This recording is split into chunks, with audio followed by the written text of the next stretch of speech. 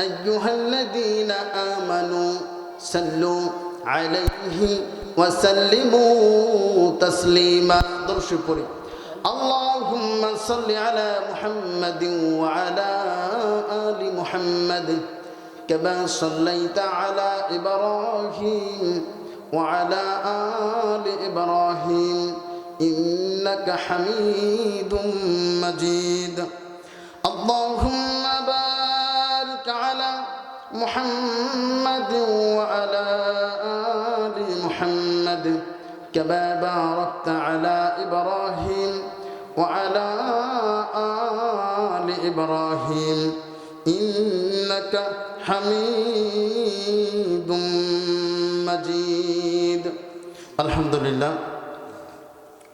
পারাগাঁও হাজী ইমানুদ্দিন হাফিজা মাদ্রাসা ইতিমখানার উদ্যোগে আয়োজিত হাফেজ ছাত্রদের পাগড়ি প্রদান উপলক্ষে 2 দিনব্যাপী তাফসীরুল কোরআন মাহফিলের আজ প্রথম দিন, প্রথম রজনী। সম্মানিত সুযোগ্য সাহেবে সাদর সভাপতি জনাব মোহাম্মদ আব্দুল বাতিন ভুইয়া, সভাপতি পারাগাঁও কেন্দ্রীয় জামে মসজিদ, বারাকাল্লাহু ফি হায়াতি, সকলে বলে আমিন। সম্মানিত প্রধান অতিথি ক্যাপ্টেন সাইদুল ইসলাম আমজাদ, তার অবর্তমানে যিনি আমাদের মাঝে উপস্থিত হয়েছিলেন অত্যন্ত শ্রদ্ধাভাজন খায়রুল ইসলাম ভাই, বিশেষ অতিথিবৃন্দ এবং আমার পূর্বেই যে সমস্ত ওলামায়ে কেরামগণ আলোচনা করেছেন, আল্লাহ প্রত্যেকের হায়াতে বারাকা দান করেন, সকলে বলে আমিন। সামনে উপবিষ্ট অত্যন্ত শ্রদ্ধাভাজন পিতৃ সমতুল্য মুরব্বীগণ, পর্দার অন্তরালে অবস্থানরত আবেদা জাহেদা সালেহা, সর্বগুণে গুণান্বিতা আমার মা ও বোনেরা, সকলের প্রতি আমার অন্তরস্থল থেকে সালাম ও মোবারকবাদ। আসসালামু আলাইকুম ওয়া রাহমাতুল্লাহ। আমি দেখেছি ঈদগাহ মাঠে যে দোকানগুলো হয়েছে, ওখানে যে মানুষগুলো চা বিস্কুট হাবিজাবি খাচ্ছে বা ঘোরাফেরা করতেছে, এরা যদি এখানে এসে বসে, আমার মনে হয় মাঠটা ভরে যেত, ঠিক না? আপনি কোন দৃষ্টিকোণ থেকে বলেন সেটা আমি জানি না, তবে আমার দৃষ্টিতে এরা মানসিক প্রতিবন্ধী। যারা এই তাফসীর মাহফিল বাদ দিয়ে চায়ের দোকান, পানের দোকানে, মজা দোকানে যারা আছে, এরা মানসিক প্রতিবন্ধী। রাগ করবেন, আমার কথাগুলো একটু এরকম হয়। আচ্ছা বলেন তো দেখি, এক পাশে মিষ্টি রেখে দিলেন, আর এক পাশে ছোট্ট বাচ্চার পায়খানা রেখে দিলেন, মাঝখানে যদি কুকুরকে ছেড়ে দেন, কুকুর কোন দিকে যাবে? হ্যাঁ, পায়খানার দিকে যাবে না? মিষ্টি যদি রাখেন, পিঁপড়াকে দাওয়াত দেওয়া লাগে, ভাই পিঁপড়া মিষ্টি রেখে দিয়েছি, তুমি আসো, তুমি খাও, দাওয়াত দেওয়া লাগে? কেন দেওয়া লাগে না? ও মিষ্টির স্বাদ বোঝে, ওরে দাওয়াত লাগে না। ঠিক তেমনই যারা ইমানদার, যারা মুসলমান, যেখানেই কোরআনের মাহফিল হবে, কোরআনের আলোচনা হবে, এদেরকে দাওয়াত দিতে হয় না। পিঁপড়া যেমন মিষ্টির আকর্ষণে বসে থাকতে পারে না, ঠিক তেমনি খাঁটি ইমানদার কোরআনের আলোচনা শুনে কখনো বসে থাকতে পারে না। কথা বলেন ঠিক নয় কি? এক পাশে মিষ্টি, অপর পাশে পায়খানা রাখলে, মাঝখানে কুকুরকে ছেড়ে দিলে পায়খানার দিকে যাবে, এটা স্বাভাবিক। একটু মিলায় নেন তো দেখি আমার এই উদাহরণগুলো। মাঝখানে দোকান, এখানে হলো তাফসীর মাহফিল, আবার ঈদগাহ মাঠে হয়েছে মেলা। যারা পিঁপড়া কোরআনের মধু যারা আহরণ করে, এরা কিন্তু এই মাহফিলে আছে। আমি কি এই যুক্তি দিয়ে বলতে পারি না যারা এই তাফসীর মাহফিল বাদ দিয়া দোকানপাটে বসে আছে, এগুলো কুকুর? কথা বলে এটা আমি কি বলতে পারি? বলবেন হুজুর আপনি এত কড়া কথা বললেন কেন? আমি বলি না, আল্লাহর কোরআন বলেছে, সুবহানাল্লাহ বলেন। আপনারা জানেন উইদাউট রেফারেন্স, দলিল ছাড়া আমি একটি কথাও বলি না, পছন্দ করি না। আল্লাহ তাআলা রব্বুল আলামিন বলেন, মাসালুহুম কামাসালিল কালব, যারা তাফসীর মাহফিল বাদ দিয়ে দোকানে ঘোরাফেরা করতেছে সবগুলো কুকুর। কে বলেছেন? অতএব যারা দোকানপাটে আছেন, বসে থাকবেন কেন? এই ওয়াজ মাহফিল প্রত্যেক দিন বসবে না, এক বছর পর পর আসে, আগামী বছর আপনি পাবেন, সেটা চিন্তা বাদ দেন। আগামী কাল শুনতে পারবেন, সে গ্যারান্টি কে দিতে পারবে? কেউ পারবে? অতএব এত বড় নিয়ামত কোরআনের আলোচনা হচ্ছে আর তুমি চায়ের দোকানে চা খাচ্ছ। ও চা প্রত্যেক দিন পাওয়া যাবে, কথা বলে না। ও নিমকি, ও পেঁয়াজু, ও হাবি দাবি প্রত্যেক দিন পাওয়া যাবে, কিন্তু এই কোরআনের মাহফিল প্রত্যেক দিন তুমি কোথায় পাবা? অতএব আমার দৃষ্টিতে তারা মানসিক প্রতিবন্ধী, কোরআনের দৃষ্টিতে হলো মাসালুহুম কামাসালিল কালব, ওরা কুকুরের মতো। অতএব যারা আছেন আমি রিকোয়েস্ট করব, অনুরোধ করব, নিকৃষ্ট জাতি না হওয়ার চেয়ে কোরআনের মাহফিলে এসে উৎকৃষ্ট মানব হওয়াই উত্তম এবং বুদ্ধিমানের কাজ। এজন্য যারা আছেন আমি আবার অনুরোধ করতেছি, আপনারা চলে আসেন। আমি অল্প কিছুক্ষণ আলোচনা করব, তবে যতক্ষণ আলোচনা করব নাপা আর হিস্টা শিন না, চেষ্টা করব শুধু অ্যান্টিবায়োটিক দিতে। পারবেন তো ইনশাল্লাহ হজম করতে? কি দেব? অ্যান্টিবায়োটিক ইনশাআল্লাহ। নাপা হিস্টা শিন এ ফর্মুলা এখন আর চলে না, এই ট্রিটমেন্ট এখন বাদ দিতে হবে, ওগুলো অনেক পুরনো হয়ে গেছে। এ সমাজকে পরিবর্তন করতে হলে এখন প্রয়োজনীয় অ্যান্টিবায়োটিক মেডিসিনগুলো বেশি দেওয়া প্রয়োজন। আপনারা মাহফিলে আসতে পেরে খুশি না বেজার? প্রশংসা করব কার? সকল প্রশংসার একমাত্র মালিককে। জবান খুলে আকাশ বাতাস প্রকম্পিত করে সেই মহান মনিবের প্রতি শুকরিয়া জ্ঞাপন করছি, বলি আলহামদুলিল্লাহ। সম্মানিত উপস্থিতি, আমি সরাসরি আলোচনায় চলে যাচ্ছি যেহেতু আমার সময় কম। আমি কোরআনুল কারীম থেকে একটি আয়াতে কারিমা তেলাওয়াত করেছি। কোরআনুল কারীমের 3 নম্বর সূরা, সূরা আলে ইমরান। সূরার নাম কি? আল ইমরান না, কিন্তু আলে ইমরান। আলে ইমরান মানে ইমরানের বংশধর। এটি কোরআনুল কারীমের 3 নম্বর সূরা। এই সূরার 123 নম্বর আয়াতে কারিমাটি আমি তেলাওয়াত করেছি। আয়াতটি ছোট কিন্তু এর ব্যাখ্যা অনেক বড়। আয়াতটি ছোট, এর ব্যাখ্যা অনেক বড়। এর ব্যাখ্যা অনেকের হজমও হবে না, এর ব্যাখ্যা অনেকের হজমও হবে না। আমি চেষ্টা করব ইনশাল্লাহ কোরআন এবং সুন্নাহর আলোকে নির্ভরযোগ্য মুফাসসির কেরামদের উদ্ধৃতি দিয়ে কিছু কথা বলার। আল্লাহ যেন সে তৌফিক আমাকে দান করেন, বলি আমিন। বাংলাদেশ এখন চতুর্মুখী শত্রু দ্বারা বেষ্টিত আছে। আমরা মাঝখানে আছি, আমাদের চতুর্দিকেই শত্রুরা ওত পেতে তাকিয়ে আছে কখন এই দেশটার সার্বভৌমত্ব নষ্ট করে নিজেদের দখলে নেওয়া যায়, ঠিক নয় কি? তাদের সাথে যুক্ত হয়েছে দেশীয় শত্রুগুলো। এতদিন যারা স্বাধীনতা স্বাধীনতা বলে চিল্লিয়ে এ দেশটাকে দখল করার চেষ্টা করেছিল, এখন দেখেছে আসলে দেশটাকে দখল করার নয়, বরং ভারতের কাছে বিক্রি করে তাদের দাসত্ব গ্রহণ করার, তাদের দাসত্ব কবুল করার, নিজেদেরকে গোলামের জিঞ্জিরে আবদ্ধ করার ষড়যন্ত্রই তারা লিপ্ত ছিল। কথা বলে ঠিক নয় কি? ওরা হুমকি দিচ্ছে। আমি গতকালও দেখেছি রিপাবলিক বাংলায় ময়ূক রঞ্জন নামে একজন মানসিক প্রতিবন্ধী ছাগল একটা আছে, এ বলতেছে বাংলাদেশকে মারতে অস্ত্র লাগবে না, ওনাকে হাতে টিপিয়ে মেরে ফেলবে। নাজুবিল্লাহ বলবেন না? আচ্ছা, সাপের বাচ্চা ছোট হইলেও কি বিষ কম থাকে নাকি? বরং গবেষকদের মতে বড় কোবরার চাইতে সদ্য ডিম থেকে ফোটা সাপের বাচ্চার ওই বাচ্চাটার বিষ বেশি। কথা বলেন ঠিক না? মুসলিমদের ইতিহাস তো ওরা জানে না। ওরা যদি মুসলমানদের ইতিহাস জানতো তাহলে এই সংখ্যা গরিষ্ঠতা নিয়ে কথা বলতো। আমাদের সাংবাদিক ইলিয়াস হোসাইন ভাই, তার পোস্টটি আমার খুব ভালো লেগেছে কথাটি, যে ভারতের 120 কোটি ভেড়ার পালের জন্য বাংলার 16 কোটি রয়্যাল বেঙ্গল টাইগারই যথেষ্ট। কথা বলে ঠিক নয় কি? আমরা এক একটা রয়্যাল বেঙ্গল টাইগার। ও জানেই না যে আমাদের পূর্বপুরুষ কারা। পাকিস্তানের পছন্দের খাবার হইল বিরিয়ানি, আমাদের পছন্দের খাবার গরুর গোশত, ইন্ডিয়ার পছন্দের খাবার হইল গরুর গোবর। কথা কয় না? ওরা গরুর গোবর দিয়ে বিস্কুট বানায়, আসলে আছে গরুর গোবর দিয়ে কেক বানায়। করোনার ভ্যাকসিন হিসেবে তাদের সাধুরা বলেছিল গরুর মূত্রে এক প্রতিষেধক টিকা রয়েছে, দিনে 3 বেলা গরুর মূত্র পান করিলে করোনা তাহাকে স্পর্শ করিবে না। করোনাকালীন সময়ে তারা গরুর মূত্র বিক্রি করেছে। আচ্ছা বলেন তো দেখি, যেই মানুষটা গরুর প্রস্রাব পায়খানা খায়, ওই মানুষটা গরু খাওয়া মানুষের সাথে কি লড়াই করতে পারে? ওরা খায় প্রস্রাব, ওরা ভিটামিন কতটুকু আছে? কথা কয় না। ওরা যে প্রস্রাবটা খায় ওটা ভিটামিন কতটুকু আছে? গোবর যা খায়, আর আমরা গরুর গোস্ত খাই, এটা আছে না? গরুর গোস্ত খায়া গরুর গোবর খাওয়া মানুষ যদি ঘুষি মারে, ওর কি পাঁচজনের হাড্ডি ঠিক থাকার কথা?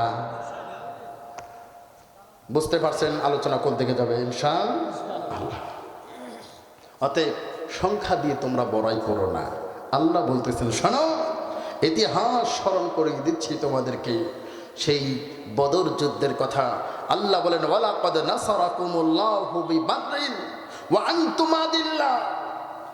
বদরের সময় তোমরা ছিলে একেবারেই ক্ষীণ, অল্প সংখ্যক কিছু লোক ছিলা, তোমাদের ছিল না কোনো তরবারি, মাত্র 8টা তরবারি। কয়টা?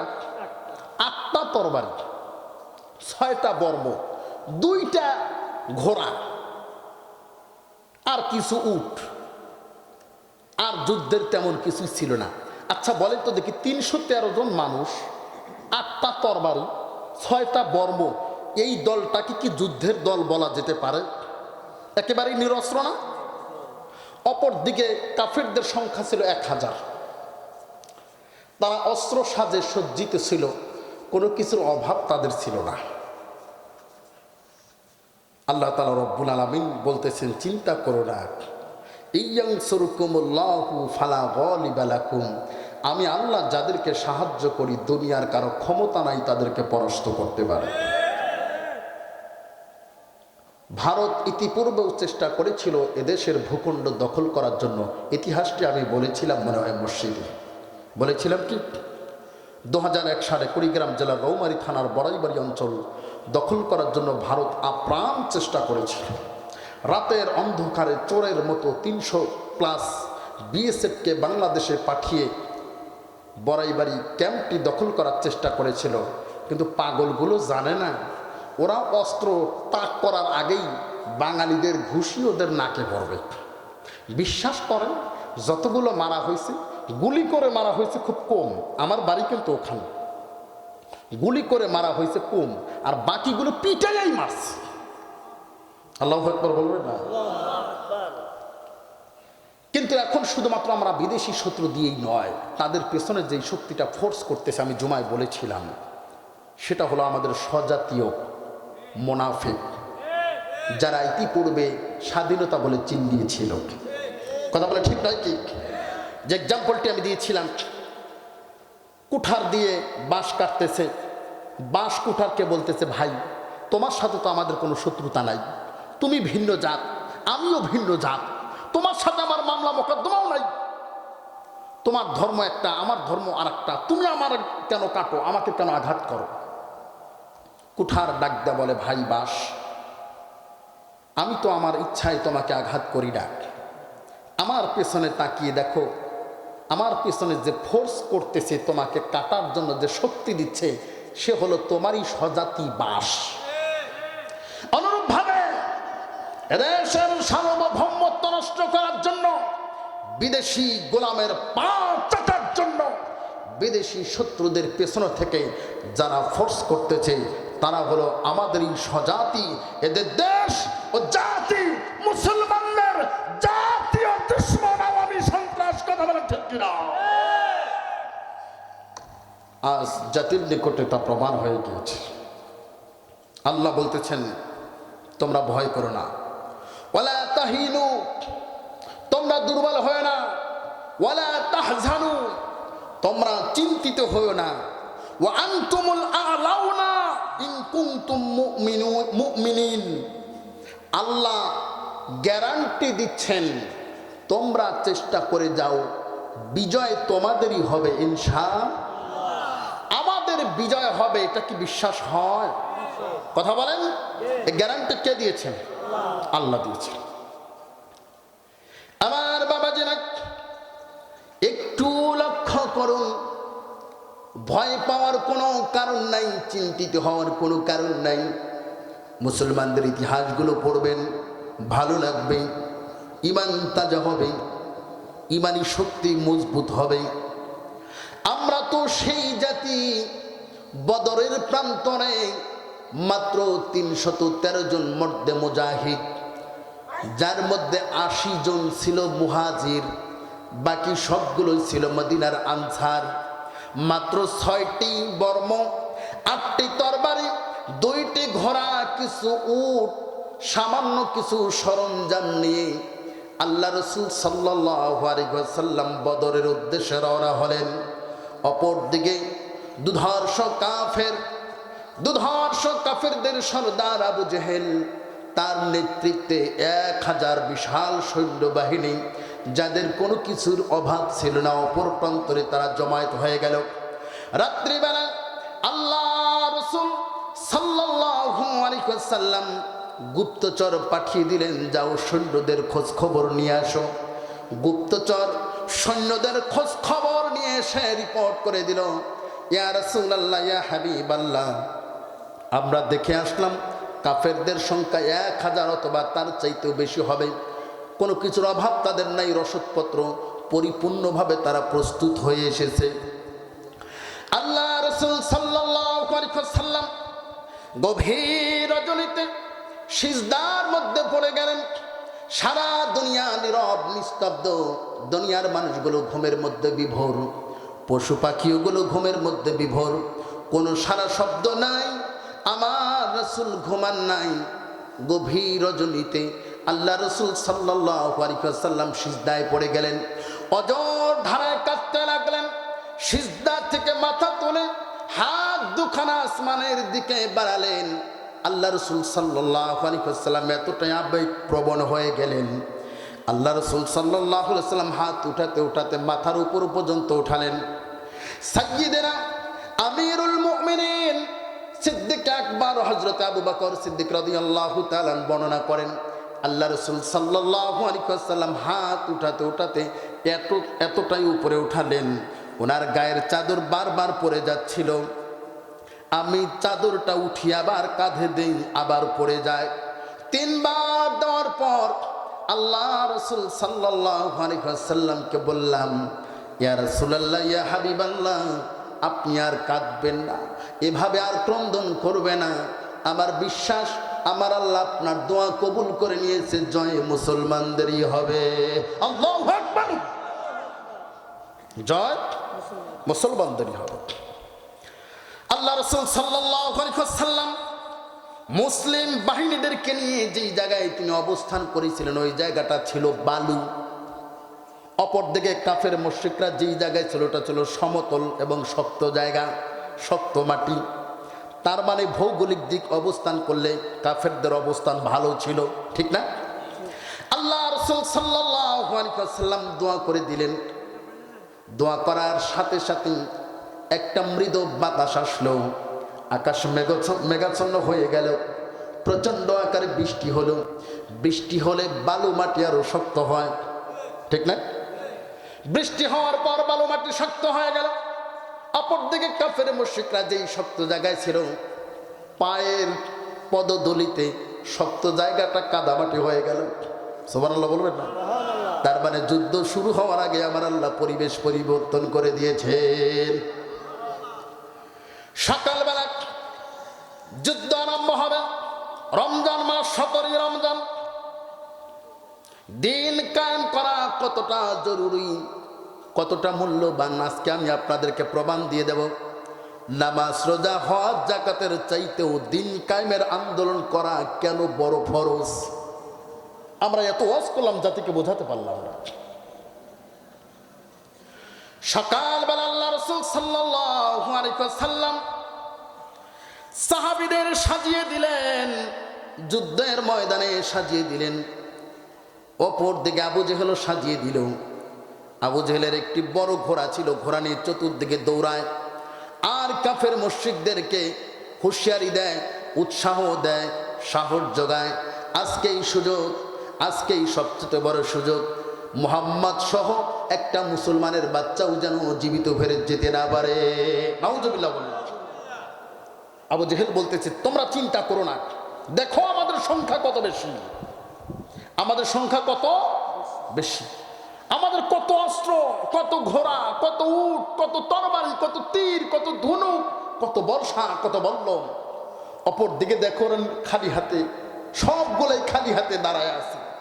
সাহাবীদের তো তরবারি নাই, বর্ষা নাই, তীর ধনুক নাই, খালি হাতে তারা দাঁড়ায় আছে।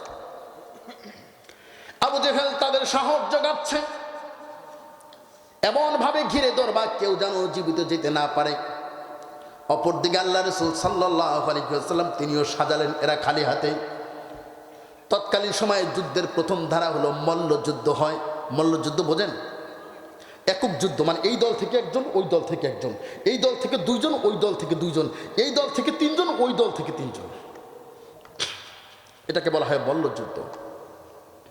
আবু জেহেল মক্কার সবচাইতে বড় বড় বীর যারা ছিল, উতবা, সায়বা এবং উতবার ছেলে ওলীদ, এত বড় যোদ্ধা তারা ছিল যাদের জীবনে পরাজয় শব্দ বলে নাই। আজ পর্যন্ত তারা কোনোদিন পরাজিত হয় না, এত বড় তারা বীর। মল্লযুদ্ধে তাদেরকে কেউ কোনোদিন হারাতে পারে নাই। আবু জেহেল সাহস জোগাল, উতবা, সায়বা এবং উতবার ছেলে ওলীদ আপন দুই ভাই এবং ভাতিজা একসাথে সামনে আসলো। মুসলমানদেরকে হুঙ্কার দিয়ে বলল, কে আছো, কে আছো? বাপের সন্তান যদি হয়ে থাকো, মায়ের বুকের দুধ যদি পান করে থাকো, আমাদের সামনে দাঁড়াও। আজকে মুসলমানের অস্তিত্ব পৃথিবীর জমিনে আমরা রাখবো না। মুসলমানদের পক্ষ হতে তিনজন আনসার বাহিনী এগিয়ে গেলেন। উতবা, সায়বা, ওলীদ ডাক দিয়ে বলে, তোমরা কারা? তোমাদেরকে তো আমরা চিনি না। আনসার সদস্যগণ বলল, আমরা মদিনার আনসার। উতবা, সায়বা বলল, তোমাদের সাথে আমাদের কোনো শত্রুতা নাই, কোনো দুশ্মনী নাই। আমরা তোমাদের মতো অপরিচিত মানুষদের সাথে যুদ্ধ করতে চাই না। মুসলমানদের মধ্যে মুহাম্মাদের সঙ্গী সাথী যারা মক্কায় বিদ্রোহ করে চোরের মতো পালিয়ে এসেছে, তাদের মধ্যে কি এমন কোনো বীর নাই যে বীর আমাদের সামনে দাঁড়াতে পারে? তোমরা চলে যাও। আনসার তিনজন চলে আসলেন। এবার তিনজন দাঁড়িয়ে গেলেন। ওই দিকেও ছিল চাচা ভাতিজা, এই দিকেও হলো চাচা ভাতিজা। মহাবীর হযরতে হামজা রাদিয়াল্লাহু তাআলা, আল্লাহু আকবার বলেন, সামনে আগায় গেলেন। হামজার সাথে সাথে আগায় গেলেন আপন ভাতিজা হযরতে আলী ইবনে আবি তালিব রাদিয়াল্লাহু তাআলা। কয়জন হলো? আরো একজন সাহাবী আগায় গেলেন, নাম হলো আবু ওবায়দা। তার বয়স হলো ৮০ বছরের উপরে। আচ্ছা বলি তো দিকে, ৮০ বছরের উপরে একেবারে বয়স্ক না, কিন্তু তখনও তার বীরত্বের সুনাম চতুর্দিকে ছিল। আবু ওবায়দা রাদিয়াল্লাহু তাআলা আগায় গেলেন, তিনজন আগায় গেলেন। আবু ওবায়দা উতবাকে ধরলেন, হযরতে হামজা রাদিয়াল্লাহু তাআলা সায়বাকে ধরলেন, হযরতে আলী রাদিয়াল্লাহু তাআলা ওলীদকে ধরলেন। প্রথম আঘাতে আল্লাহু আকবার বলে এমন জোরে একটি হুঙ্কার দিলেন হযরতে হামজা রাদিয়াল্লাহু তাআলা। তরবারি দ্বিতীয়বার চালাতে হয় নাই। হামজার তলোয়ার এত জোরে সায়বাকে আঘাত করেছে, সায়বার হাতে যে ঢালটা ছিল লোহার ঢাল, হামজার তরবারির আঘাত এত শক্তিশালী ছিল, সায়বার লোহার ঢাল কেটে দেহ থেকে কল্লাটা আলাদা হয়ে যায়। আল্লাহু আকবার! এটা কি শুধুমাত্র গায়ের শক্তি নাকি ইমানি শক্তি? বলেন, কি শক্তি? ইমানি শক্তি। এজন্য আল্লামা মরহুম দেলোয়ার হোসেন সাইদী রাহিমাহুল্লাহ বলেছেন, তোমাদের জনসংখ্যা বেশি, তোমাদের অস্ত্র বেশি, তোমাদের লোকজনও বেশি, ক্ষমতাও বেশি, কিন্তু তোমাদের চাইতে একটা জিনিস আমাদের বেশি, সেটা হলো ঈমান। কথা বলে ঠিক নয় কি? হামজা রাদিয়াল্লাহু তাআলা সায়বাকে জাহান্নামে পাঠিয়ে দিল। ঠিক ওই মুহূর্তেই আরো একবার আল্লাহু আকবার ধ্বনি ভেসে উঠল। ওলীদ এবং আলীর মাঝে তুমুল যুদ্ধ হচ্ছিল। যুদ্ধের অবস্থাটা এমন ছিল, বালু উঠতেছিল, কেউ কাউকে বিন্দু মাত্র ছাড় দেয় নাই। বালুর মধ্য থেকে আল্লাহু আকবার শব্দ শোনা গেল। আল্লাহ রাসূল সাল্লাল্লাহু আলাইহি ওয়াসাল্লাম বুঝতে পারলেন আলী বিজয়ী হয়েছে। আল্লাহু আকবার। ওলিদকেও হযরত আলী রাদিয়াল্লাহু তাআলা জাহান্নামের টিকিট ধরিয়ে দিল। অপরদিকে উতবার সাথে ছিল আবু উবাইদা রাদিয়াল্লাহু তাআলা, 80 বছর প্লাস, একেবারেই বয়স্ক মানুষ, তিনি বেশিক্ষণ টিকতে পারতেছিলেন না। উতবা হযরতে আবু উবাইদা রাদিয়াল্লাহু তাআলা আনহুর ডান পায়ে জোরে একটা আঘাত করলেন। আবু উবাইদা রাদিয়াল্লাহু তাআলা বসে পড়লেন। এরপরে পিঠে আঘাত করলেন তরবারি দিয়ে। দূর থেকে হামজা এবং হযরতে আলী রাদিয়াল্লাহু তাআলা দেখা মাত্রই বাজ পাখির মতো ছুটে গেলেন আবু উবাইদা রাদিয়াল্লাহু তাআলা আনহুকে রক্ষা করার জন্য। দুজন যাওয়ার সাথে সাথে হামজার তরবারিতে উতবাও বিদায়। আল্লাহু আকবার বলেন। উতবাও বিদায় হয়ে গেল, কিন্তু আবু উবাইদা রাদিয়াল্লাহু তাআলা তখনও তিনি শহীদ হন নাই। কোন বর্ণনা আল্লাহ রাসূল সাল্লাল্লাহু আলাইহি ওয়াসাল্লামের কাছে আনার পরে শহীদ হয়েছে।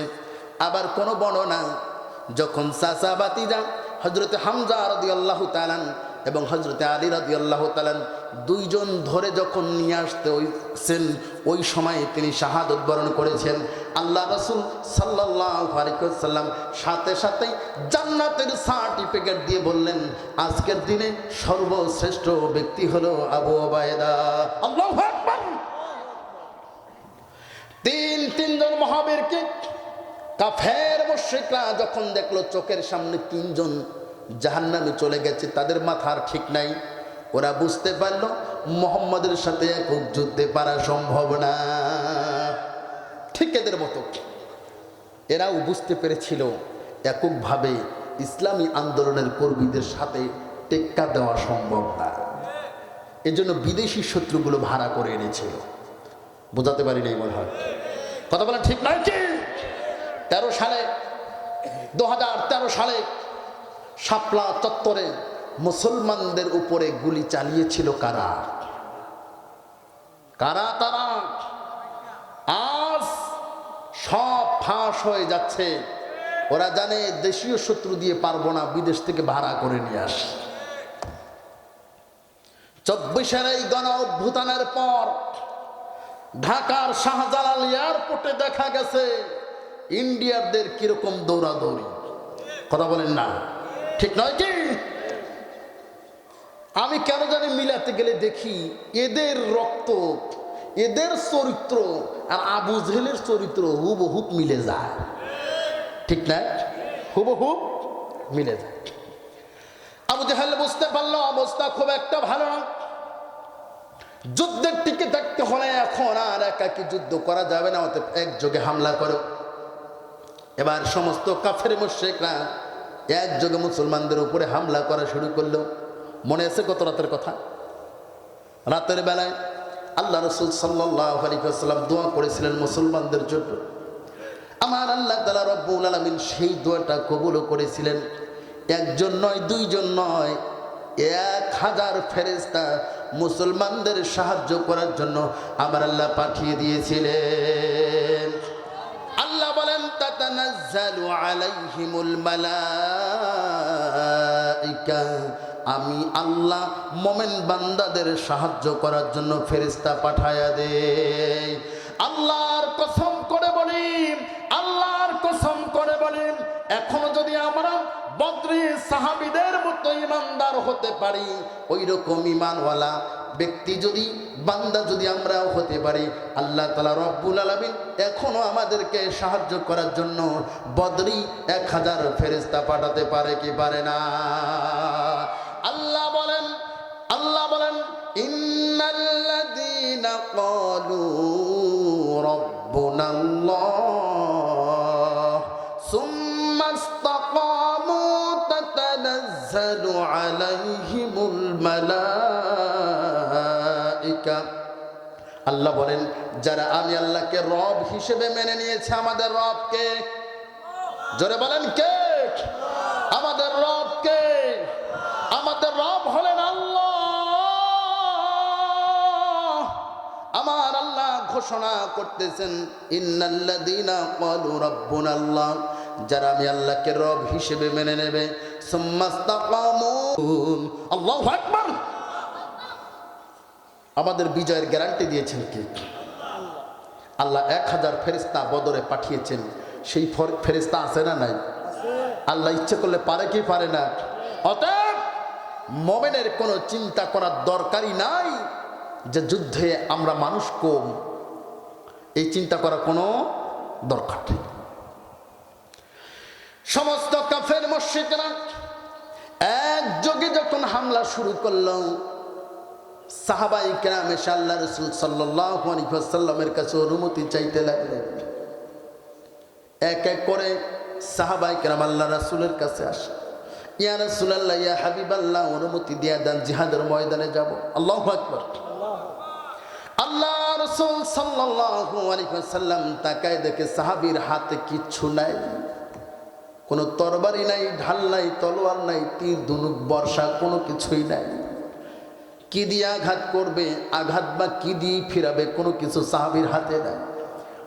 রাসূল আমার চোখের পানি ছেড়ে দিয়ে কি তুলে দিবেন সাহাবীর হাতে, সৈনিকের হাতে? একটা খেজুরের কাণ্ডকে তুলে তুলে সাহাবীর হাতে তুলে দিতে লাগলেন। সাহাবীরা খেজুরের কাণ্ড হাতে নিয়ে তরবারি মনে করে সেই খেজুরের কাণ্ডটা হাতে নিয়ে যুদ্ধের ময়দানে দৌড়াতে লাগলেন। কিন্তু আল্লাহ তাআলা রব্বুল আলামিন সাহাবীর ঈমানের তেজের কারণে, আমার রাসূলের দেওয়া হাতের বরকতের কারণে খেজুরের কাণ্ড আর খেজুরের কাণ্ড নাই, এক একটা তীক্ষ্ণ ধারালো অস্ত্রের চাইতেও বেশি ধারালো হয়ে গেছে। আল্লাহু আকবার। খেজুরের কাণ্ড ঘুরাতে লাগলেন, খেজুরের কাণ্ড ঘুরাতে লাগলেন। খেজুরের কাণ্ডের আঘাত যার গায়ে লাগে, তরবারি লাগলে যেমন দ্বিখণ্ডিত হয়ে যায়, খেজুরের কাণ্ড লাগলেও সাথে সাথেই কাফের মুশরিকরা দ্বিখণ্ডিত হয়ে যায়। আল্লাহু আকবার। আচ্ছা বলেন তো দেখি, এই যে খেজুরের কাণ্ড লাগলে দ্বিখণ্ডিত হয়ে যায়, ওটা কি খেজুরের কাণ্ডের পাওয়ার নাকি সাহাবীদের ঈমানের পাওয়ার? কেমন ঈমানদার তারা ছিল, আর আমরা কেমন ঈমানদার? আল্লাহ রাসূল সাল্লাল্লাহু আলাইহি ওয়াসাল্লাম ডাক দিতে দেরি, সাহাবায়ে কেরাম উপস্থিত হতে দেরি করে নাই। সামি'না ওয়া আতা'না, ডাক দিতে দেরি, উপস্থিত হতে দেরি করে নাই। এজন্য আল্লাহ তাআলা রব্বুল আলামিন খুশি হয় সাহাবায়ে কেরামদের প্রতি সন্তুষ্ট হয়ে আমার আল্লাহ তাআলা রব্বুল আলামিন বলেন, রাদিয়াল্লাহু আনহুম ওয়া রাদু আন উলাইকা হিজবুল্লাহ আলা ইন্না হিজবাল্লাহি হুমুল মুফলিহুন। আল্লাহ তাআলা রব্বুল আলামিন বলেন, আমি তাদের উপরে সন্তুষ্ট, তারাও আমি আল্লাহর জান্নাত পেয়ে সন্তুষ্ট। ওরাই আমি আল্লাহর দলের লোক, ওরাই আমি আল্লাহর দলের লোক। আর আমি আল্লাহর দলের যারা সদস্য হবে কিয়ামতের দিবসে তারাই সফল কাম হয়ে জান্নাতুল ফেরদৌসের বাসিন্দা হয়ে যাবে। আপনারা কার দলের লোক? কথা বলেন, কার দলের লোক? এটা কোন জায়গায়? শুধু মসজিদে, শুধু মসজিদ। মসজিদে নামাজ পড়লেন, সিজদা দিলেন, আল্লাহ আল্লাহ বলে ডাকলেন, মসজিদ থেকে বের হয়ে রামবাম নাস্তিক মুরতাদের সাথে ঘুরলেন। বলেন তো দেখি, সারাদিন যদি আপনি আওয়ামী লীগের মিছিল করে বিকেল বেলা যদি বিএনপির অফিসে যায় বলেন মিছিল করেছে, চিল্লা ফাল্লা করেছে, আন্দোলন করেছে, রাজপথ ছাড়ি নাই, অত্যন্ত ক্ষুধার্ত আমি একজন মানুষ, আমাকে কিছু খাবারের ব্যবস্থা করে দাও, দেবে না? কে বলছে দেবে না? খাবার দেবে, খাবার দিবে, ওটা পেটের না পিঠের, খালি হাতে ফিরাবে না। যেটা দিবে ওটা কোন জায়গা? ওটা কোন জায়গা? পিঠের। বদমাশ, সারাদিন আওয়ামী লীগের মিছিল করে খাবারের জন্য আসছো, দিতেছি তোমারে খাবার। যে খাবার দেবে সুযোগ পাইলে ওই খাবারের কথা আজরাইলকেও বলবে। কথা বলে না? ঠিক তেমনি তুমি মসজিদে নামাজ আদায় করবা, আল্লাহ আল্লাহ বলে ডাকবা, ওয়াজ মাহফিল আসবা, আল্লাহ আল্লাহ বলে ডাকবা। মসজিদ থেকে বের হয়ে, ওয়াজ মাহফিল থেকে বের হয়ে, নামাজের জায়গা থেকে বের হয়ে রামবাম নাস্তিক মুরতাদের সাথে মিশবা। আর কিয়ামতের দিবসে যায় বলবো আল্লাহ খাবার দাও, জান্নাত দাও। ওই যেরকম খাবার ওই কর্মীকে দেওয়া হবে, ওই রকম খাবার তোমাকেও দিয়া জাহান্নামে নিক্ষেপ করা হবে। সাহাবায়ে কেরামদের কেমন ঈমান, যারা শাহাদাত বরণ করেছে তারা তো শহীদ হয়ে আমার আল্লাহর জান্নাতি মেহমান হয়ে গেছে। আল্লাহু আকবার। যারা শহীদ হয় তাদের দাম কত বেশি।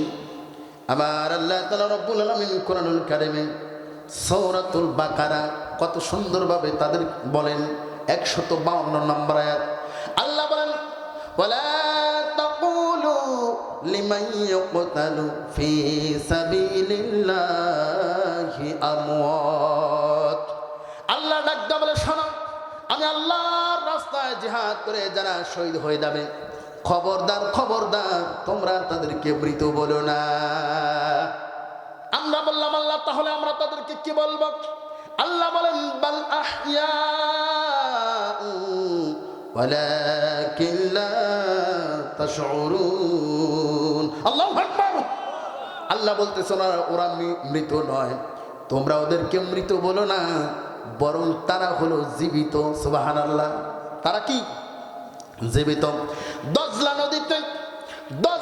নদীতে এই তো কয়েক বছর আগে যখন নদী ভাঙনে দুজন সাহাবের লাশ বের হয়েছিল, যাদেরকে কবর দেওয়া হয়েছে। জিহাদের ময়দানে যারা শহীদ হয় তাদেরকে কিন্তু গোসল করানো হয় না। আল্লাহু আকবার বলেন। কত দামি মানুষ, তাদেরকে গোসল করানো হয় না। যে অবস্থায় শহীদ হয়েছে রক্ত মাখা ঠিক ওই অবস্থায় তাদেরকে দাফন করা হয়। আল্লাহু আকবার। দুনিয়ার সমস্ত নিয়ম সব কিছু বাদ দিয়ে আল্লাহ তাদেরকে স্পেশালি আলাদা একটা মর্যাদা দিয়েছেন। সুবহানাল্লাহ বলেন। কিয়ামতের দিবসে রক্ত মাখা অবস্থায় তারা উঠবে। সুবহানাল্লাহ। যার হাত নাই হাত কাটা অবস্থায় উঠবে, যার পা নাই পা কাটা অবস্থায় উঠবে। সমস্ত ফেরেশতারা তাদের দিকে তাকিয়ে থাকবে। হাসরের ময়দানে কেউ কারো দিকে তাকাবে না, কিন্তু শহীদদের যখন তোলা হবে সমস্ত হাসরবাসী তাদের দিকে তাকিয়ে থাকবে। আল্লাহু আকবার। আমার আল্লাহ তাআলা রব্বুল আলামিন বিশেষ সম্মান দেবেন কিয়ামতের দিবসে যাদের কোনো হিসাব নেওয়া হবে না। যেই চার শ্রেণীর মানুষ যাদের কোনো হিসাব নেওয়া হবে না, হিসাবের জন্য যাদেরকে দাঁড় করানো হবে না, বিনা হিসাবে যাদেরকে জান্নাত দেওয়া হবে, চার মানুষকে শোয়া রাখে হামজালা ওইভাবে শুয়ে আছে। আল্লাহু আকবার। কোনো খুঁটি নাই, কোনো ওয়াল নাই, কোনো প্রোটেকশন নাই। সন্ধ্যে যিনি ভাসিয়ে রাখতে পারেন তিনি কে? আল্লাহ। কথা বলেন তিনি কে? হামজালার দেহ থেকে পানি পড়তেছে। আল্লাহু আকবার। আল্লাহ রাসূল সাল্লাল্লাহু আলাইহি ওয়াসাল্লামের কানে খবর দেওয়া হলো। আমার রাসূল সাল্লাল্লাহু আলাইহি ওয়াসাল্লাম হামজালাকে দেখে ডাক দেন, বলে খবরদার পানি আনিস না। আবার হামজালা নাপাক অবস্থায় আল্লাহর রাস্তায় জিহাদ করে শহীদ হয়েছে। আমার আল্লাহ এত বেশি পছন্দ করেছে, এত বেশি পছন্দ করেছে, দুনিয়ার কোনো পানি না আমার হামজালাকে আমার আল্লাহ জান্নাতের পানি দিয়া ফেরেশতাদেরকে দিয়া ফরজ গোসল করাইতেছে। আল্লাহু আকবার। কেমন ঈমান তাদের ছিল, কি সম্মান তাদের ছিল, কত মর্যাদাবান ছিল। দুনিয়ার কোন মানুষকে একজনের ফরজ গোসল আর একজনের করায় দেয় না, একজনের ফরজ গোসল আর একজনের করায় দেয় না। কিন্তু হামজালার ফরজ গোসল, কত দামি মানুষ ছিল, হামজালা ফরজ গোসল করায়া দিয়েছে ফেরেশতারা। আল্লাহু আকবার। আমরা সেই হামজালার উত্তরসূরি। কথা বলেন ঠিক নয় কি? আমরা সেই আলের উত্তরসূরি, আমরা সেই আবু উবাইদার উত্তরসূরি। যদি পরিস্থিতি এমন হয় হামজালার মতো ঘরে স্ত্রী সন্তান রেখে জিহাদের ময়দানে যেতে কে কে রাজি আছি? লিল্লাহ তাকবীর। প্রস্তুত আছেন ইনশাআল্লাহ? তোরা তো গরুর প্রস্রাব খাওয়াতে তোদের দিন যায়, আমরা বাসর ছেড়ে দিতে পারি, কিন্তু ইমানের বিন্দু মাত্র কেউ ক্ষতি করবে আমরা ছাড় দিতে, আমরা তো সেই জাতি। আপনি ভয় পান কেন? কিসের ভয়? আল্লাহ বলতেছেন ওয়ালা তাহিনু ওয়ালা তাহজানু ওয়া আনতুমুল আ'লাউনা ইন কুনতুম মুমিনিন। তোমরা দুর্বল হও না, ভয় পেও না, বিজয় তোমাদেরই হবে ইনশাআল্লাহ। আল্লাহু আকবার। এই দুনিয়ার জমিন থেকে ইসলামকে বিদায় করার জন্য যুগে যুগে কাফের মুশরিকরা ষড়যন্ত্র তর্পণ করে নেয়। পেরেছিল? কথা বলেন, পেরেছিল? ইসলাম যেদিন থাকবে না সেই দিন পূর্ব দিগন্তে আর সূর্য উদিত হবে না। কথা বলেন ঠিক কি? ইসলাম যেদিন থাকবে না দুনিয়ার সমস্ত সিস্টেম আল্লাহ তাআলা রব্বুল আলামিন বন্ধ করে দিবেন। অতএব আপনি ভয় পান কেন? আপনারা কি ভয় পান? যে কোনো সময়, আজকে আমি বলেছি গাজওয়াতুল হিন্দ আপনার দরজায় পড়া নাড়ছে, এটা হবে আমার রাসূলের দেওয়া ওয়াদা। কার দেওয়া? আমার রাসূলের দেওয়া ওয়াদা। আবু হুরায়রা রাদিয়াল্লাহু তাআলা ওয়া'আদানা রাসূলুল্লাহ সাল্লাল্লাহু আলাইহি ওয়াসাল্লাম গাজওয়াতুল হিন্দ। আবু হুরায়রা রাদিয়াল্লাহু তাআলা বলেন আল্লাহ রাসূল সাল্লাল্লাহু আলাইহি ওয়াসাল্লাম আমাদের কাছে প্রতিশ্রুতি দিয়েছেন গাজওয়াতুল হিন্দের ব্যাপারে। তিনি বলেন এত দামি এই গাজওয়াতুল হিন্দে যারা অংশগ্রহণ করবে তারা কতটা দামি হবে, তাদের মর্যাদা কত বেশি হবে। আল্লাহ রাসূল সাল্লাল্লাহু আলাইহি ওয়াসাল্লাম বলেন ইসাবাতান মিন উম্মতি আহরাজাহুমুল্লাহু মিনান নার। আমার উম্মতের মধ্যে দুইটা দল, তারা এত দামি দল, তাদের মর্যাদা এত বেশি হবে, আল্লাহ তাআলা রব্বুল আলামিন ওই দুই দলকে নিজের হাত দিয়া জাহান্নাম থেকে বাঁচায়া জান্নাতের বাসিন্দা বানিয়ে দেবেন। আপনারা কি সেই দুই দলে থাকতে চান কি চান না? এক দল হলো ইসাবাতুল গাজওয়াতুল হিন্দি, এক নম্বর দল যারা হিন্দুস্তানে গাজওয়াতুল হিন্দে মুসলমানদের পক্ষে লড়াই করবে। আপনারা কি চান? আলোচনা চলতেছিল বদরের যুদ্ধের কথা, মনে আছে তো? মনে আছে আপনাদের? কষ্ট হচ্ছে নাকি আপনাদের? বদরের যুদ্ধের কথা আলোচনা চলতেছিল, সেই উদাহরণটা আমি এখানেও দিচ্ছি। আল্লাহ তাআলা রব্বুল আলামিন বলতেছেন তোমরা চিন্তা করো না, ওয়ালাকাদ নাসারাকুমুল্লাহু বিবাদরিন ওয়া আনতুম আযিল্লা। আল্লাহ বলেন স্মরণ করো বদরের কথা, যখন আমি তোমাদের সাহায্য করেছিলাম অথচ তোমরা সংখ্যায় ছিলে একেবারে সামান্য, একেবারে সামান্য।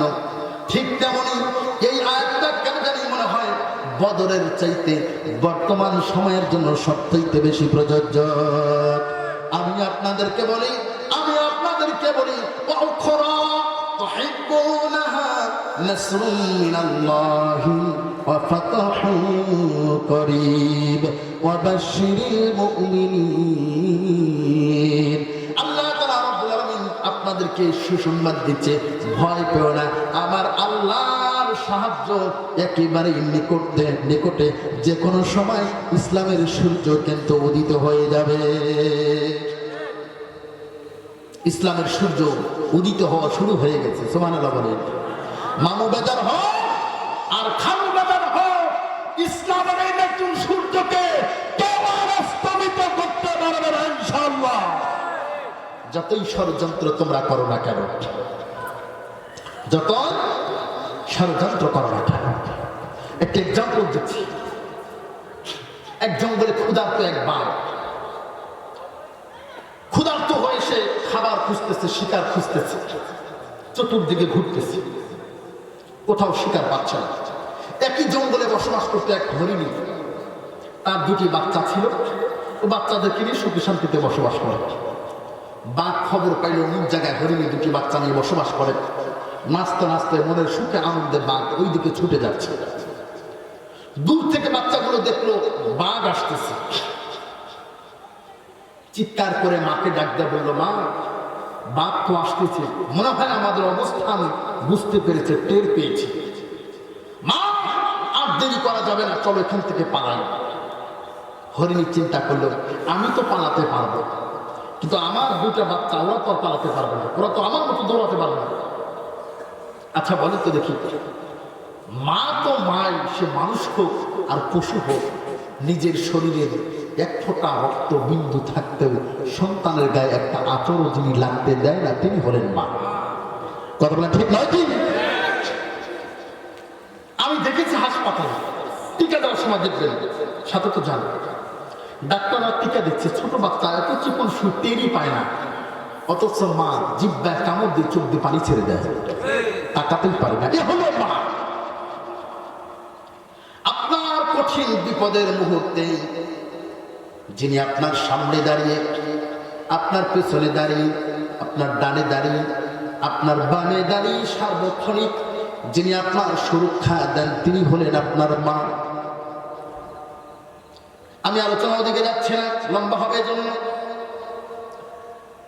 মা চিন্তা করলেন, আমি তো দৌড়ে পালিয়ে যাব, ছোট্ট ছোট্ট বাচ্চা দুটো তো পালাতে পারবে না, অতএব আমি মা থাকতে আমার বাচ্চাদের কোনো ক্ষতি হতে দেব না। বাচ্চাদেরকে ডাক দেওয়া বলে, শোনো, আমি তোমাদেরকে কিছু কথা শোনায় দেই, কিছু কথা শিখিয়ে দেই। বাঘ যখন কাছাকাছি আসবে চিৎকার করে কথাগুলো তোমরা আমাকে বলবা। কিছু কথা শিখায় দেয়। বাঘ দেখবেন আচমকাই হামলা করে না, যে দৌড়া যায় আর হামলা করে, ওর একটা পজিশন নেয়। যারা ওই যে ডিসকভারি চ্যানেলগুলো দেখেছেন, বাঘ শিকার করার আগে কিন্তু পজিশন নেয় না? বাঘ পজিশন নিচ্ছে, হরিণ শিকার করবে।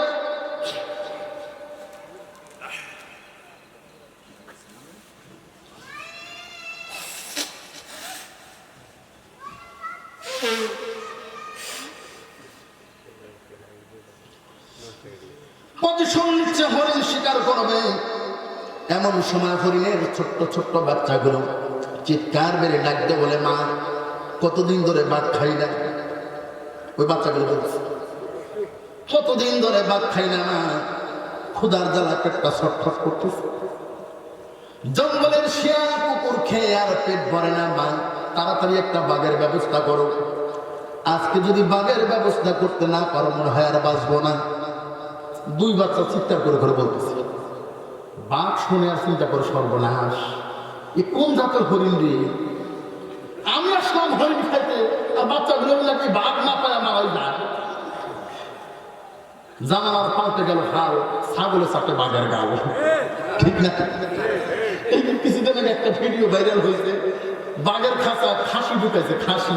এই খাসি বাঘের এরকম জোরে বুতা মারছে, বাঘের দৌড়া যায় খাঁচার ভিতরে ঢুকছে। এই যে ফেসবুকে ব্যাপক ভাইরাল হয়েছে, তার খাসির বুতা। খাসিকে দিছে যেমন, বাঘ কিভাবে শিকার করে এটা দেখবে। কিন্তু ও জেলখানায় থাকতে থাকতে ও যে বাঘ এটা মনে নেয়, খাসির বুতায় ও যায় খাঁচায় ঢুকছে। বাচ্চাগুলো যখন চিৎকার করে বলতেছে, তাড়াতাড়ি বাঘের ব্যবস্থা করো, বাঘ না খেলে মারা যাও। এই বাঘ চিন্তা করতেছে, সর্বনাশ, কোন জাতের হরিণ? সারা জীবন দেখলাম বাঘে হরিণ খায়, আর এই কোন জাতের হরিণ, কোন দেশ থেকে আসলো, হরিণে বাঘ খায়। আর কি বাঘ থাকে? লেজ গুটাইয়া জানতো বাঁচানো দরকার, পেছন দিকে বাঘ যে রাস্তা দিয়ে যায়, ওই রাস্তা তো কেউ থাকে না, রাস্তা সব ফাঁকা, রাস্তা সব ফাঁকা। বাঘে মনে মনে চিন্তা করলো, হায় হায়, কারো তো সাক্ষাৎ হয় না, মনে হয় আমি ছাড়া এই জঙ্গলে আর কেউ নেই। নতুন প্রজাতির বাঘ খেকো হরিণ মনে হয় সব খেয়ে শেষ করেছে। বাঘ তো দৌড়াচ্ছে যান বাঁচানোর জন্য। কিছু দূর যাওয়ার পরেই তাকায় দেখে চৌরাস্তার মোড়ে শিয়ালের তোর কোনো চিন্তা ভাবনা নাই, আসেনি? মনের সুখে গান গাচ্ছে আর দক্ষিণায় বাতাস খাচ্ছে। বাঘ যখন দৌড় দেয়, শিয়াল চিন্তা করে, সর্বনাশ, সারা জীবনে দেখলাম বাঘ অন্যগুলারে দৌড়ানি দেয়, এখন বাঘ নিজে দৌড়ায়। ব্যাপারটা কি? সিস্টেম কি সব চেঞ্জ হয়ে গেল নাকি? ডাকতে বলে মামা ব্যাপার কি? সব কিছু দেখি এলোমেলো, কারণটা কি? সবসময় তুমি অন্যদেরকে দৌড়ানি দিতা, তোমরা সব সময় ইসলামী আন্দোলনের কর্মীদের দৌড়ানি দিতা, ঘরে থাকতে দিতা না, কোনো অপরাধ করে নাই, অন্যায় করে নাই, জীবনে কারো উপরে জুলুম করে নাই, তারপরে মিথ্যা মামলা দিয়া সার্বক্ষণিক দৌড়ের উপরে রাখতা। এখন দেখি তোমরা নিজেরাই দৌড়া। শিয়াল চিন্তাদের ব্যাপার কি? 5 তারিখের আন্দোলন কি শুরু হয়েছে নাকি? 5 তারিখ আসছে বাদ দৌড়ায়, তাহলে 5 তারিখ কথা কয় না। তার মানে কি আগস্টের 5 তারিখ। ডাকতে বলে মামা ব্যাপার কি? হঠাৎ তোমার কি হলে এমন করে দৌড়াও কেন? বাঘ ডাকতে বলে কথা বলিস না, বাঁচতে যদি চাষ পেছনে দৌড়া, বাঁচতে যদি চাষ পেছনে দৌড়া। আচ্ছা বলেন তো দেখি, নেতা যদি দৌড়ের উপরে থাকে সামসার অবস্থা কি? হ্যাঁ, সামসার অবস্থা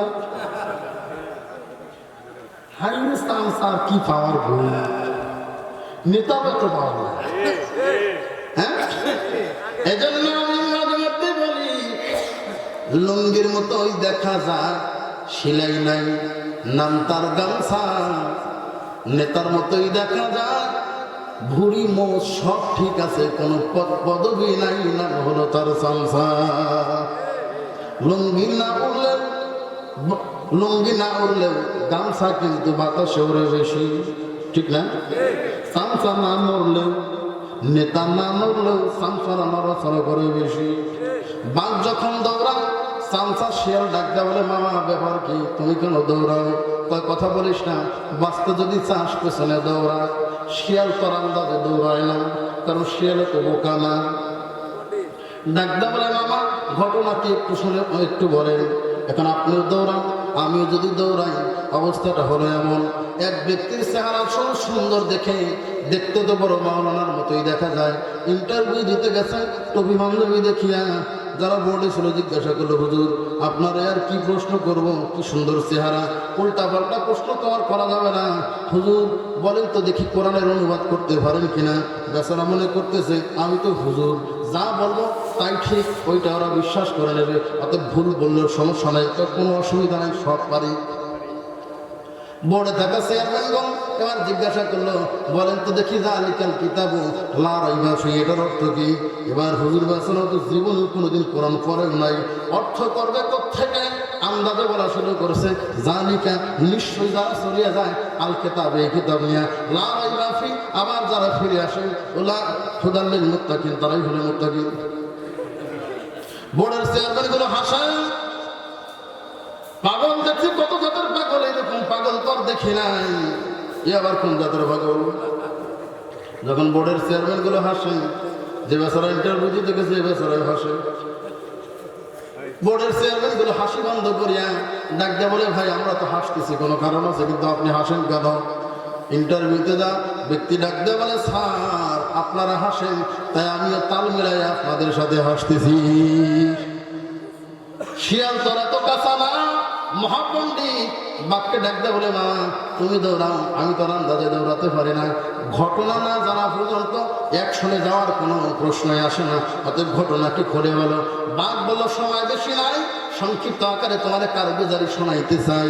সব কিছু শোনার পর শিয়াল তো বুঝতে পারছে যে এই ঘটনা কখনো ঘটা সম্ভব না, এই ঘটনা শুনলে কি আর বিশ্বাস হয়? শিয়াল ডাকতে বলে মামা ও মামা, মাথা তোমার বড় হতে পারে কিন্তু বুদ্ধির দিক থেকে আমি পণ্ডিত, তোমার মাথা পেট যত বড়ই হোক না কেন কেউ তোমার পণ্ডিত বলে না, পণ্ডিত কিন্তু আমাকে বলে।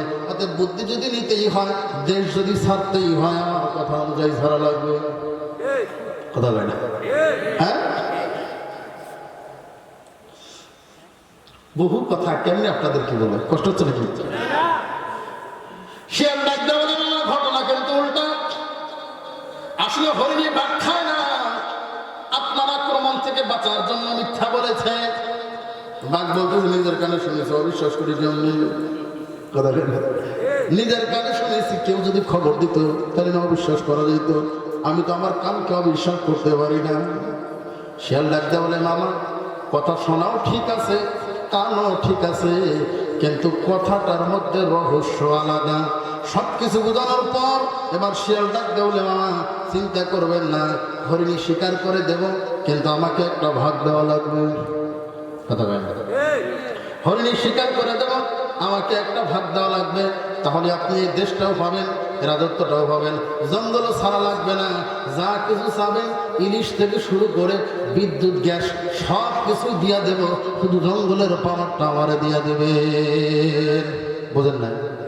হ্যাঁ, 17 বছর ক্ষমতায় থেকেছে, ইন্ডিয়ার দাদাবাবুদের বলেছে, দাদাবাবু চিন্তার কোনো কারবার নাই, আমি যতদিন আছি বাংলাদেশকে আলাদা মনে করার কোনো সুযোগ নাই।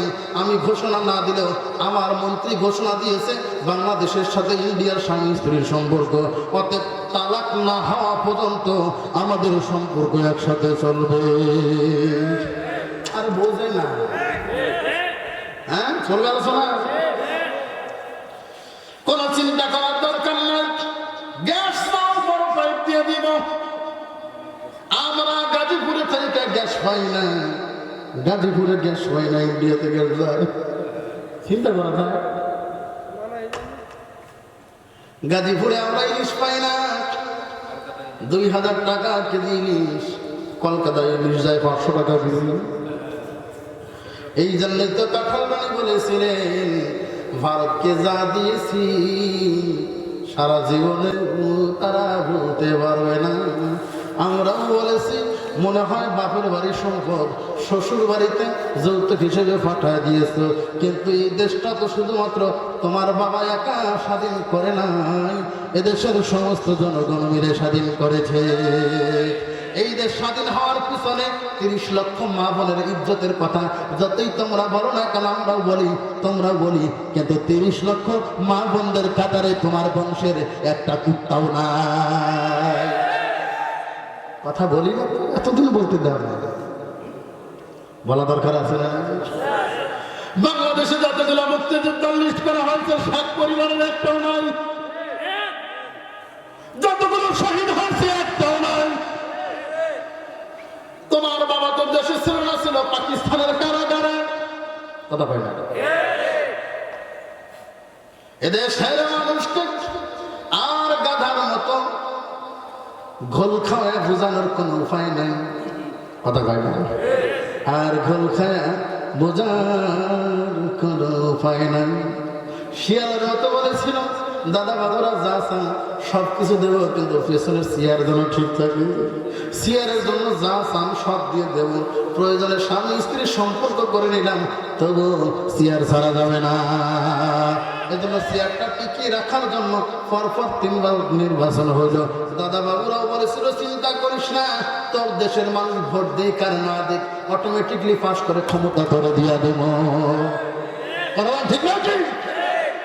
শিয়াল বলেছিল, হরিণের বাচ্চা তোমাকে দেবো, হরিণ তোমাকে দেবো, কিন্তু রাজত্ব আমার দেওয়া লাগবে। বাঘ বলে, যদি হরিণ পাই, হরিণের গোশত যদি খেতে পাই, আমার এই জঙ্গলের দরকার নাই, এরকম আরো কয়েকটা জঙ্গল আছে, তোর রাজত্ব দিয়া যাব, আমি ওই জঙ্গলে রাজত্ব গ্রহণ করব। এবার চিন্তা করলো, তোর সত্য আমি যাব, তুই তো পণ্ডিত, সত্যি সত্যি যদি ঘটনা সত্য হয়, আর হরিণী যদি সত্যি খাওয়ার জন্য হামলা করে, তোর তো ছোট্ট দেহ ছোট গর্তের মধ্যে লুকায় যাবে, আমি আমার বড় দেহ নিয়ে তোর ফলাইতে পারবো না। অতএব শুধুমাত্র তোর কথা মতো হবে না, একটা নিরাপত্তার সেতু বন্ধন করা দরকার আছে না?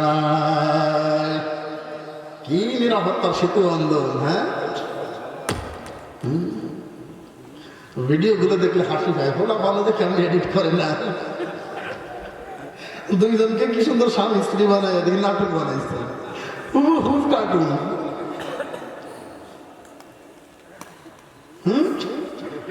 ডিজিটাল হয় হয়, ডিজিটাল হয় হয়, ক্ষমতা নিলা কোন কারণে, শাপলা চত্বরে আলেম মারিলা। মেডিসিন আওয়াজ দেব না, ঠিক আছে? এবার শিয়াল বলতেছে, আমার চিন্তার কোনো কারণ নাই, তোমার সাথে আমার প্রেমের সম্পর্ক তৈরি করে বিনা সুতার না সুতার মালা পরায় দেব। এই যে একটা রশি, এক প্রান্তে তোমার গলা আর এক প্রান্তে আমার গলা, দুই প্রান্তে দুই গলা লাগাই দিলাম। চিন্তা করো না, আমি যেখানে তুমি সেখানে, তুমি যেখানে আমি সেখানে। সত্যি যদি হরিণী ধাওয়া করে তোমাকে খাওয়ার জন্য, আর আমি যদি গর্তের মধ্যে লুকায় যাই, রশি ধরে টান দিবা, রশি ধরে টান দিবা, আমি গর্ত থেকে বের হয়ে যাব। আগে আমাকে খাবে, তারপরে তোমাকে খাবে। আমি থাকতে তোমার কোনো ক্ষতি হতে দেব না।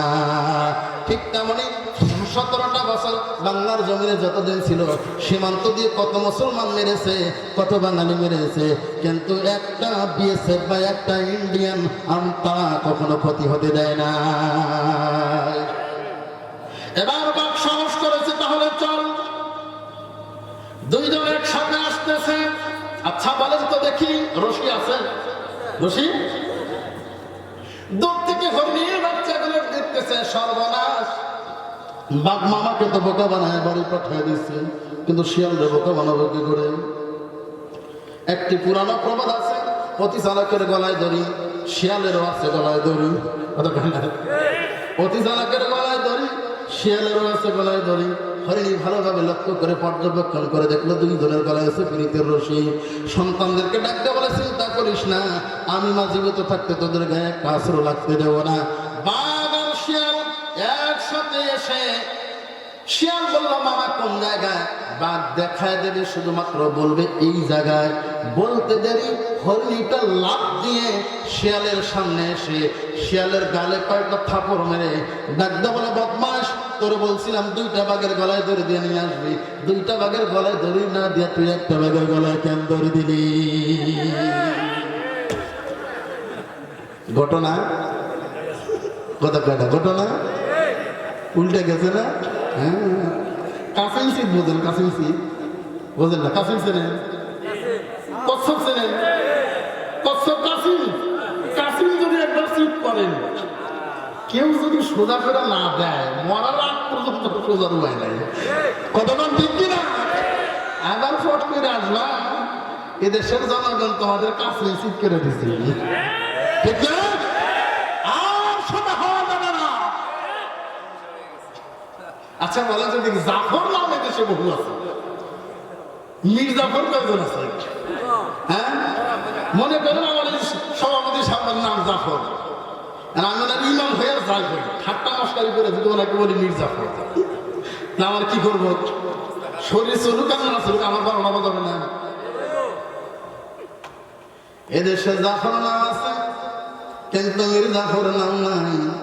ঠিক তেমনি তোমাদের অবস্থা মীর জাফরের মতো হয়েছে, কিয়ামত পর্যন্ত তোমাদের নামও বাংলার মানুষ রাখবে না। হরিণ যখন বলেছে, বদমাশ শিয়াল, তোকে বলছি দুইটা বাঘের গলায় দড়ি দিয়ে নিয়ে আসবি, তুই কেন একটা নিয়ে আসছস? বাঘ চিন্তা করলো, সর্বনাশ, ভেবেছিলাম একটা হয়েছে, দেখি আর একটা। আসলে শিয়াল হরিণ খাওয়ার জন্য আসে নাই, নিজে বাঁচার জন্য আমার খাবার বানানো নিয়ে আসছে। আচ্ছা বলে তো দেখি, বাঘ কি আরো থাকে? কোনো চিন্তা করার দরকার আছে? লেজটা গোটায় পেছন ঘুরে বাঘ যখন দৌড়ায়, বলেন তো দেখি শিয়ালের অবস্থা কেমন? শিয়াল অবস্থা কেমন? এগাছে এগাছে এগাছে আর ওগাছে, চিৎকার করে ডাকতে বলে, বাবা বেশি দৌড়ায় না, ঘটনা বড় কাজ খাইছে। বাঘ ডাকতে বলে, কথা বলিস না, নিজে বাঁচলে বাপের নাম কি নিজের জানটা বাঁচায় নেই। ঠিক তেমনি 5 আগস্টের পর ইন্ডিয়ানরা যখন জনগণের ধোলাই খায় এদেশ ছেড়ে পালাতে শুরু করেছিল, নেতা কর্মীরা দেখলো সর্বনাশ, আমাদের অবস্থা তো ভালো না, ওরা তো পালায়া যায়। এখন কিরিটের রশি ছিল তাদের গলায়, এক প্রান্ত দৌড়া আর এক প্রান্তের অবস্থা তো ভালো না, যেই জায়গা দিয়ে যায় ওই জায়গা দিয়ে মারি খায়। বর্ডার দিয়ে ঢুকতে চাইছিল আল্লামা দেওয়ার হোসেন সাইদি রহমাতুল্লাহকে, যেই কোলাঙ্গাটা ফাঁসির রায় দিয়েছিল শামসুদ্দিন চৌধুরী মানিক, বর্ডারে কুকুরের মতো পড়েছিল, একটা মানুষও তাকে দেখতে যায় না। রশি যারা গলায় লাগাইছো, জাতির সাথে লাগাইলে একই অবস্থা হয়। কারণটা কি? ও বিজাতির সাথে পীড়িতের রশি লাগিয়েছিল। তোমরা মুসলমানদের সাথে সম্পর্ক না রেখে সম্পর্ক করেছে দাদা বাবুদের সাথে। এখন দাদারা দৌড়ায় এদের কথা কয় না, দাদারা দৌড়ায় বলবেন হুজুর হুজুর হুজুর যুক্তি তো দারুণ দিতে পারেন, কিন্তু যুক্তি মানি না, দলিল দিতে হবে। আমি বলি না, আমার আল্লাহ তাআলা রাব্বুল আলামিন বলেন, ইয়াউমা নাদউ কুল্লা উনাসিন বিইমামিহিম, কিয়ামতের দিবসে প্রত্যেক ব্যক্তিকে তার নেতা সহ ডাকা হবে। যার সাথে যার মহব্বত, তার সাথে তার কিয়ামত। অতএব চিন্তা করো না, দাদা বাবুদের সাথে মহব্বত তৈরি করেছো, তোমার নামাজ রোজা হজ যাকাত কোনো কাজে আসবে না। এজন্য সম্পর্ক যদি করতে হয়, দরকার পড়ে পুরো সম্পর্ক আবার জোড়া তালে দিয়ে ভালো করব, কিন্তু বিজাতির সাথে করব না। চলবে কি? বদরের প্রান্তরে কথা মনে আছে? আমি একটু বদরের আলোচনা করবো কি?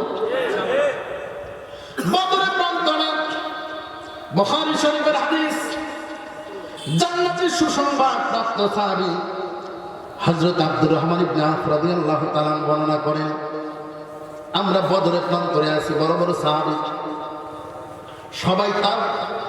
সবাই চায় আশেপাশে এমন ব্যক্তিরা থাকুক যারা তাকে সাপোর্ট দিতে পারবে। তুমুল বেগে যুদ্ধ চলতেছে, চতুর্দিকে কেউ কাউকে সাথ দেয় না। আব্দুর রহমান ইবনে আওফ রাদিয়াল্লাহু তাআলা বলেন, আমি লক্ষ্য করে তাকায় দেখলাম আমার দুই পাশে ছোট্ট ছোট্ট দুইটা বাচ্চা, যাদের বয়স 10 থেকে 13। কয় থেকে? 10 থেকে 13, তার মানে একেবারে ছোট্ট বাচ্চা, ঠিক না? আমি একটু ভীত হয়ে গেলাম, এখন যদি আমাকে কেউ আক্রমণ করে তাহলে ছোট্ট বাচ্চাগুলো তো সেগুলো প্রতিহত করবে না, আমার পাশে শক্তিশালী যোদ্ধা থাকলে ভালো হতো।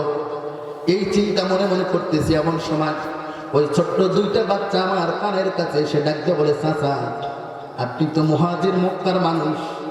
বলে, জি হ্যাঁ। চাচা আপনি তো অবশ্যই আবু জেহেলকে চিনবেন, একটু বলে দেন তো আবু জেহেলটাকে। আব্দুর রহমান ইবনে আওফ তিনি হতবাক হয়ে গেল, চোখ বড় বড় করে ডাকতে বলে, বাবা আবু জেহেলকে দিয়ে তোমাদের কি লাভ? কেন তোমরা আবু জেহেলকে খুঁজতেছ? ছোট্ট বাচ্চা দুটো ডাকতে বলে, চাচা শুনেছি মক্কায় আবু জেহেল আমার নবীকে পেয়ে নানা কষ্ট দিয়েছে, জানে মারার চেষ্টা করেছে। আমার নবী সিজদায় ছিল, উটের নারী গুলিগুলো উপরে চাপিয়ে দিয়েছে, কত রকমের অকথ্য ভাষায় গালিগালাজ করেছে, দারুণ বৈঠক বসায় আমার নবীকে হত্যার ষড়যন্ত্র করেছে। যেদিন আমরা শুনেছি আবু জেহেল এত বড় চক্রান্ত করেছে, সেই দিন প্রতিজ্ঞাবদ্ধ হয়েছি আবু জেহেলকে হত্যা না করে আমরা ক্ষান্ত হব না। আল্লাহু আকবার বলেন। ধরবো যেহেতু বল মাছই ধরবো, পুঁটি কেন ধরবো? ঠিক না? ধরলে বল মাছ ধরবো, বড় কথা, কিন্তু বল মাছ ধরার হাতটা তো না। আব্দুর রহমানের নাম ডাকদা বললেন, ও ছোট্ট যুবকেরা, তোমরা যাকে খুঁজতেছ, এই যে দেখতেছ এই মাত্র ঘোড়া ছুটে গেল, সবচেয়ে বড় ঘোড়া। ওই যে উঁচা লম্বা মানুষটা দেখা যায়, ভয়ঙ্কর মানুষ, ওই মানুষটাই হলো আবু জেহেল। আব্দুর রহমানের নাম বললেন, শুধুমাত্র দেখিয়ে দিলাম, পাশের টাকায় দেখি ওরান নাই। আল্লাহু আকবার। ওরান নাই, বাস পাখি শিকারকে দেখে যেমন ছুটে যায় ক্ষিপ্র গতিতে, ছোট্ট বাচ্চা দুটি অনুরূপ ক্ষিপ্র গতিতে ছুটে গেল আবু জেহেলকে হত্যা করার জন্য। আল্লাহু আকবার। আবু জেহেল ছিল ঘোড়া, আবু জেহেলের ঘোড়াটাও ছিল অনেক উপরে, পাগুলো সুন্দর করে রেখেছিল যেন কেউ আঘাত করতে না পারে। পাগুলো উপরে সুন্দর করে রাখা যায়, ঘোড়া সিস্টেম করা যায়। ছোট্ট দুইটা ভাই একবার দৌড়ায়, ডানে যায়, একবার বামে যায়, একবার সামনে যায়, একবার পেছনে যায়, কিন্তু আবু জেহেলকে আঘাত করতে পারে না। দুই ভাই প্রতিজ্ঞাবদ্ধ, হয় জীবন দেব, না হয় আবু জেহেলের জীবন নেব, কিন্তু আবু জেহেল